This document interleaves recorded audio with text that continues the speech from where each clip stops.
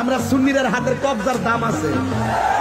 আমরা সুর না, বাচ্চার না, মুনাফিক না, দুর্নীতিবাজ না, চাঁদাবাজ না, সন্ত্রাসী না, জঙ্গিবাদ না। আমরা নবীর পাগল। এই পাগলদের হাতের লেখার মূল্য আছে, এদের জবানের কথার মূল্য আছে, এদের জীবনের মূল্য আছে। ঠিক কিনা বলেন?